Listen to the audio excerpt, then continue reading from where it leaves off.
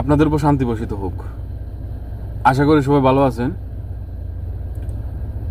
তো কাতারে কত ধরনের যে প্রতারণা এখন বর্তমানে চলতেছে, মানে আপনি চিন্তাও করতে পারবেন না।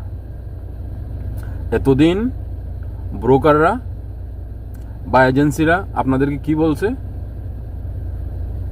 যে ভিসা অনলাইন হলেই মেডিকেল। এখন কি হচ্ছে, ভিসা অনলাইনের আগেই যখন আবেদন করা হয় তখন এই যে দেখতে পাইতেছেন এইরকম একটা স্ট্যাটাস অনলাইনে আসে, আন্ডার প্রসেস, মানে এটা প্রসেসিংয়ে আছে।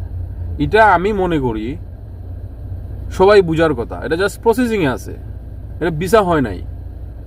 কিন্তু আপনারা বিশ্বাস করবেন না, সত্য সত্য মেসেজ ইদানিং শুধু আমার মোবাইলে এই বিষয় নিয়ে আসতেছে।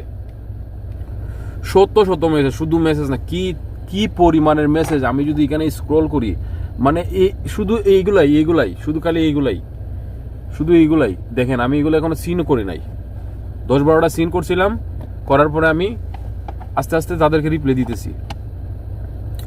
আমি আমার এই ভিডিওতে ভিসা প্রসেসিংয়ের A to Z বইলা দিছি, আপনারা ভিডিওগুলো দেখেন নাই।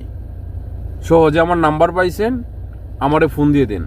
ভাই একটু চিন্তা করেন, আপনি যদি ওই জিনিসটা না বুঝেন যে আন্ডার প্রসেস, তো আপনি এখানে বিদেশে এসে কি করবেন? আমি বইলা দিছি, যখন আন্ডার আউটসাইড প্রসেস, আপনার পাসপোর্ট নাম্বার দিয়ে দেখবেন আন্ডার আউটসাইড প্রসেস, এই যে এইরকম আন্ডার আউটসাইড প্রসেস, তখন বুঝে নিলেন যে আপনার ভিসাটা অনলাইন হয়েছে।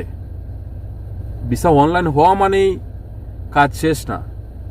দ্বিতীয় ধাপ হলো কি, মেডিকেলের জন্য পেমেন্ট করতে হয়, টাকা পেমেন্ট করতে হবে। এখানে পেমেন্ট করার পর আপনাকে একটা অ্যাপয়েন্টমেন্ট দিবে বা তারিখ দিবে যে এত তারিখে আপনারা মেডিকেলটা করবেন। কিন্তু এখন প্রতারণাটা কি হচ্ছে, আসুন মূল কথায় আসি।